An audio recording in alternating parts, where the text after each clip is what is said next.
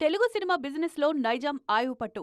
హైదరాబాద్ కేంద్రంగా 430 నుంచి 500 స్క్రీన్స్ ఉన్న బంగారు మార్కెట్.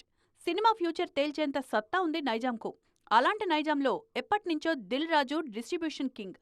ఒకప్పుడు అన్నీ ఆయన చేతుల్లోనే ఉండేవి. మొన్నటికి మొన్న సంక్రాంతి సినిమాల్లో 3 రాజుగారే విడుదల చేశారు. అంతా సవ్యంగా సాగుతున్న సమయంలో 3 ఏళ్ల కింద సంక్రాంతికి వాల్తేరు వీరయ్య, వీరసింహారెడ్డి టైంలో జరిగిన చిన్న వివాదంతో మైత్రి మూవీ మేకర్స్ కూడా ఓన్ డిస్ట్రిబ్యూషన్ షురూ చేసింది. అప్పట్నుంచి నైజాంలో దిల్ రాజు వర్సెస్ మైత్రి పోరు మొదలైంది. డిస్ట్రిబ్యూషన్కు ముందు మైత్రి సినిమాలు చాలా వరకు నైజాంలో విడుదల చేసింది దిల్ రాజే. మైత్రి వర్సెస్ దిల్ రాజు పోరులో మరో పోటీ వచ్చిందిప్పుడు. అన్నపూర్ణ స్టూడియోస్ డిస్ట్రిబ్యూషన్లోకి వచ్చింది.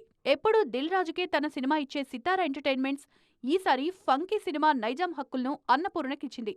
ఈ పోటీలో ఏ నిర్మాతలు, ఏ డిస్ట్రిబ్యూషన్ సంస్థలకు అండగా ఉంటారనేది ఆసక్తికరంగా మారింది. తాజాగా ధీరజ్ మొగిల్నేని సైతం నైజాంలో డిస్ట్రిబ్యూషన్ ఓపెన్ చేశారు. ఫిబ్రవరి 14న రానున్న కపుల్ ఫ్రెండ్లీని నైజాంలో రిలీజ్ చేస్తున్నారు. ఈ చతుర్ముఖ పోరులో దిల్ రాజు, మైత్రికి కొత్త వాళ్ల నుంచి పోటీ తప్పదు. అయితే ఎవరిని ఓపెన్ చేసినా థియేటర్లు ఎక్కువగా హోల్డ్ చేసేవాళ్లకే ఈ నైజాం డిస్ట్రిబ్యూషన్ కింగ్ అనే పట్టం దక్కుతుంది.